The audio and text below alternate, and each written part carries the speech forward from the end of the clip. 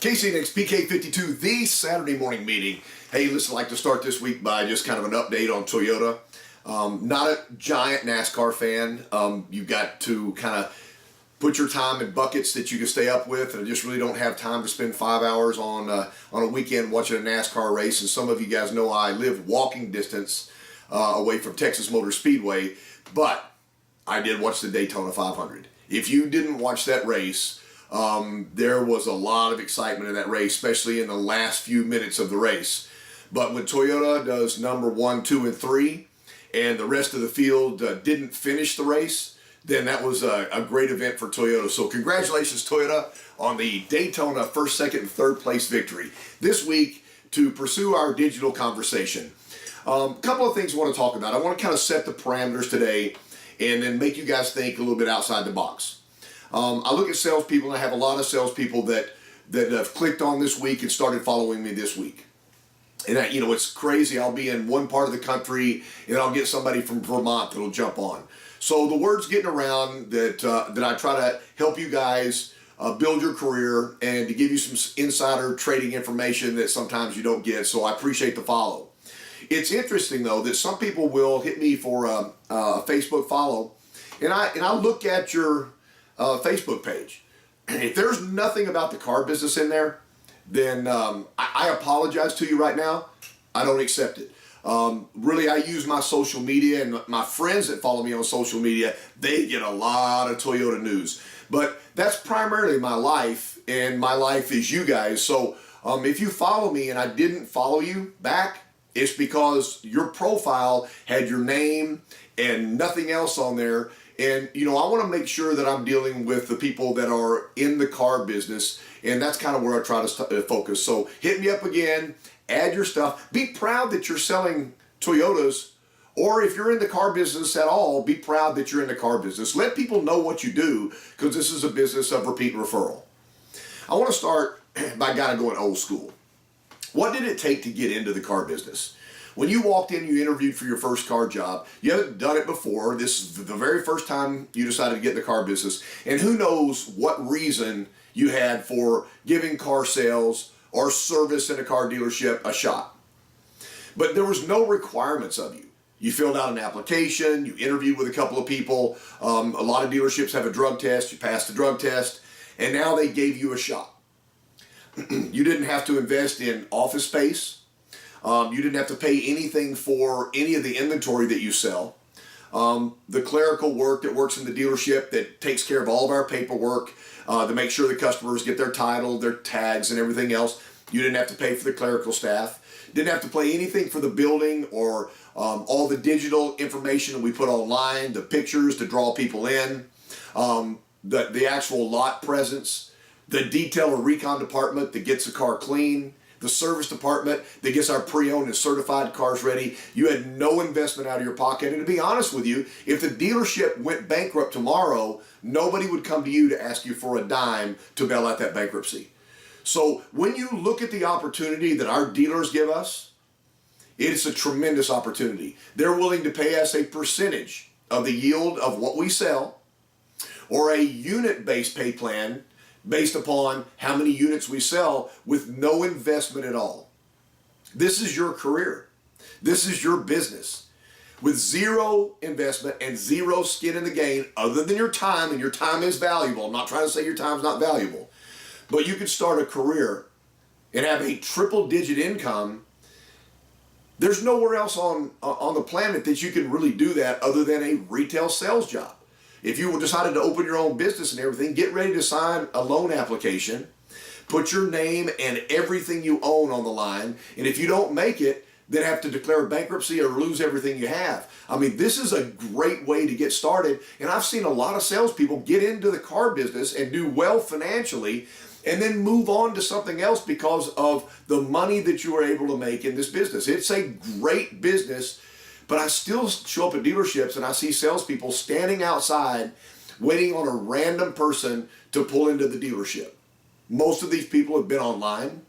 They've looked at all the ads. If people still in smaller towns run ads in the newspaper, they've looked at the lowest price of every vehicle they've looked at, and we start trying to negotiate with a customer at the rock bottom price, either payment or retail price on a car, and try to make a living like that. I'm saying create your dynasty. So the first thing I would say in today's deal is, what is a showroom? Most of the dealerships that I go to, the showroom has as many new cars on it as possible. That really doesn't say anything about the character of the dealership.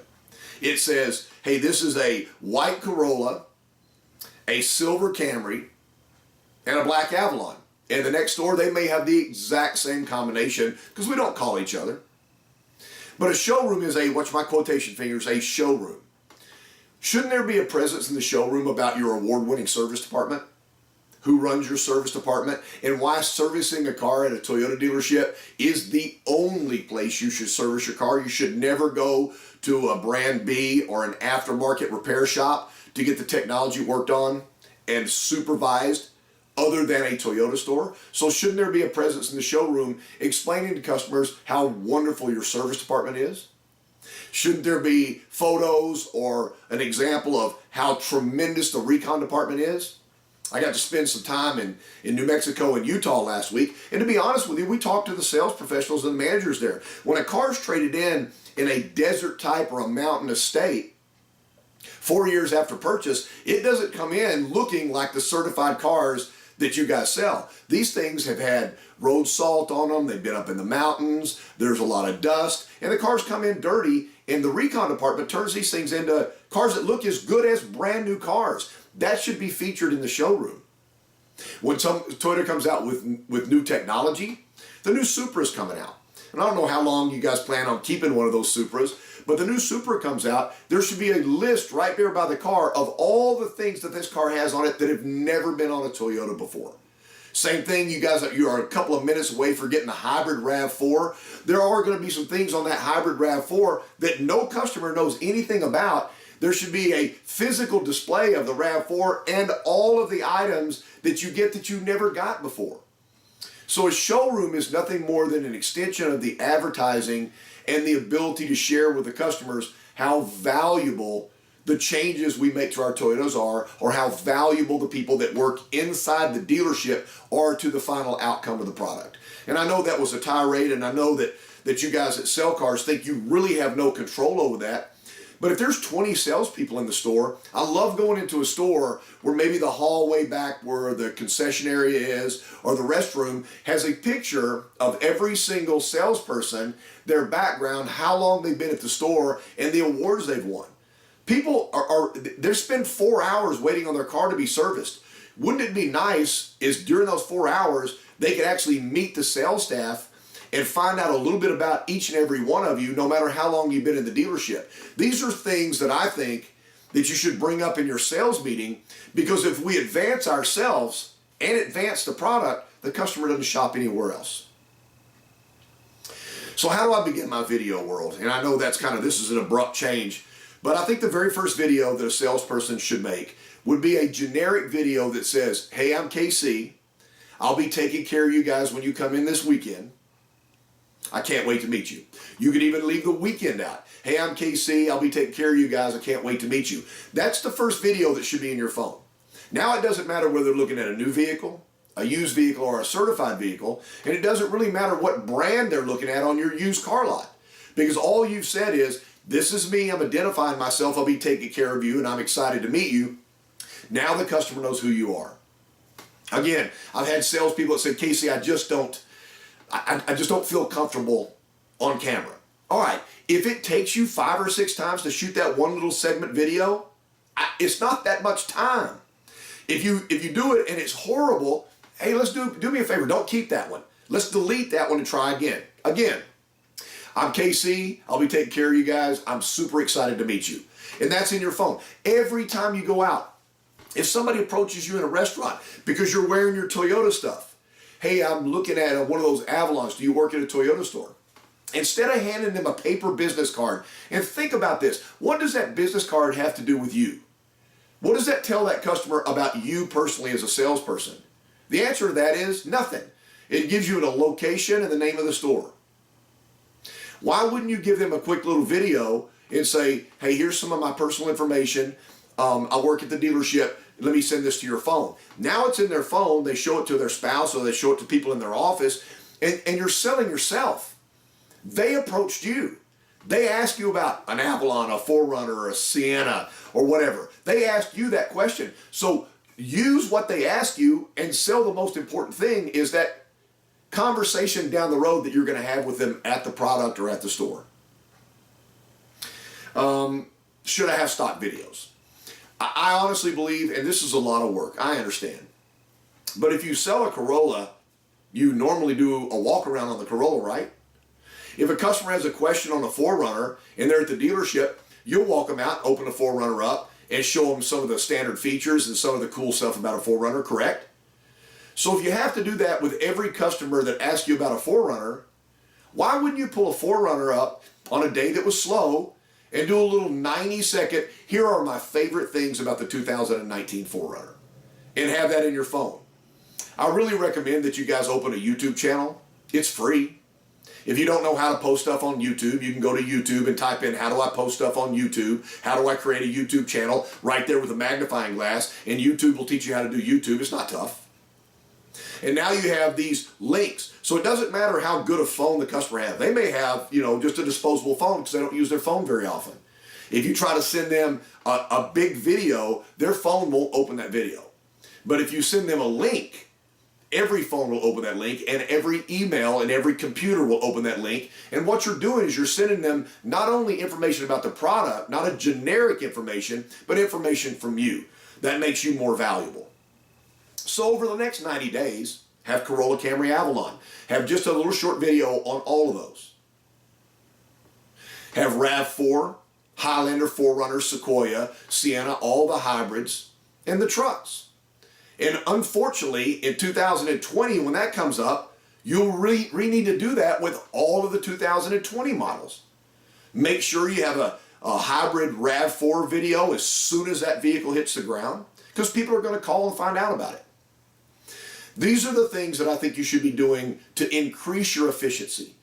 Because if I already have that in my phone, then I'm way ahead of the game. Call it a walk around. Instead of waiting until the customer gets there at 2 o'clock on Saturday, you've already sent some key features of the vehicle that you really wanted to explain to the customer well in advance of them coming. That may be the reason why they come to you first. Should I use third-party digital? This becomes more labor intensive. But then again, I look at these things, and I don't know if you guys, if we pair up on the same ideology here, I don't know.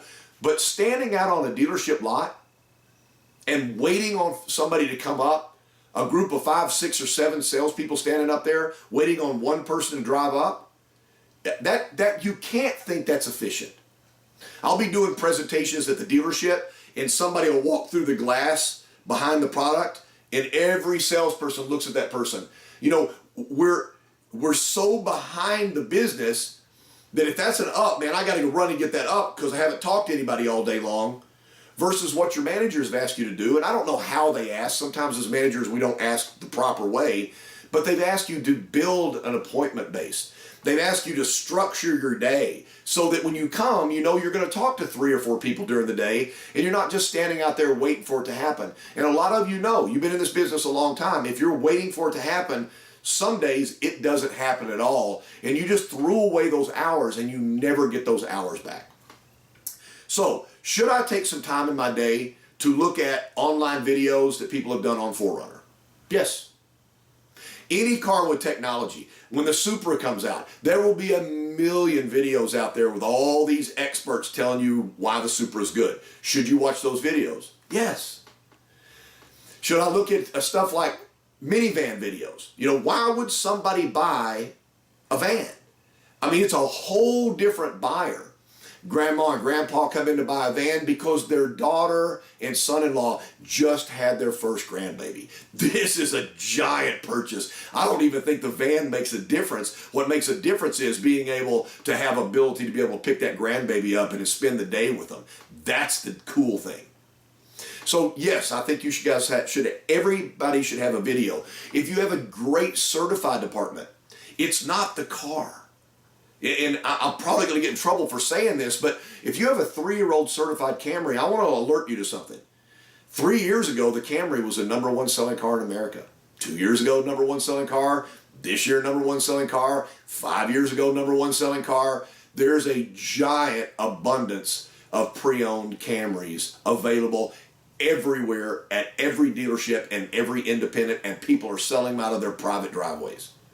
So the real difference in that pre-owned Camry is what you did at the dealership through the service department, recon department, certified department, and you're the difference. So those are the things that I think you should focus on selling. Find a salesperson at one of these meetings you go to that Toyota sponsors. Find out somebody in there that's selling 40 cars a month. Get there early, have breakfast, and find out. Ask the person doing the training. Ask one of the regional reps that's there. Who in here is the best salesperson that's attending the deal today? Said, hey, Bobby over there, that guy sells 35 to 40 cars a month. You know what I do? I'd probably sit down right by Bobby and have a conversation with Bobby. If I was doing 15 cars a month and I could sit next to somebody doing 40 cars a month, I'm not going to waste my day going to training. Hey, you never get a guarantee that training is going to help you. You know, every trainer tries to do the best job that they can, I think. But at the end of the day, you know, as a trainer, I try to give you as much information as I think you can handle to go help you be better. But sometimes the person sitting next to you in the class could be the person that really helps expand your career because they've already done it. And they're doing it in your market with your set of circumstances. You know, the people selling cars in Maine may have a whole different circumstance than somebody selling in a really small market in New Mexico. So think about your market and what it takes to build a dynasty. I know this video is getting long and I hate to do that to you guys, but sometimes I want to talk to you about building your career. Lot traffic versus your traffic. Back when I started and everything, we didn't have the internet. You know, really, we couldn't market ourselves other than to go to a restaurant wearing our Toyota stuff, and somebody goes, hey, you work for Toyota? And at that point in time, you sit down right at their table and just take your opportunity to be able to talk to them about the dealership and you. But it was one-on-one. Lions Club, Optimus, Toastmasters, I've told you this before. Chamber of Commerce meetings, volunteer for the Special Olympics in town. Do something to give back to your community. Find all the people, the affluent people in town, and work within that base because they're the ones that run the city. Everybody in the city knows who they are. I've got a good friend, and I don't want to single him out, but he'll know I'm talking about him. He got in the car business because what he did was he was like the master of ceremonies to all of the giant events in his market.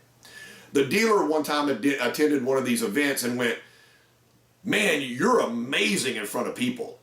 I would love to give you an opportunity to still be able to do this around the city and come to work with me and be a service writer for me. So that's how it started. By being on a microphone in the city and being able to communicate with masses of people, the dealer was smart enough to sit there and go, man, I'd love to have you work at my dealership.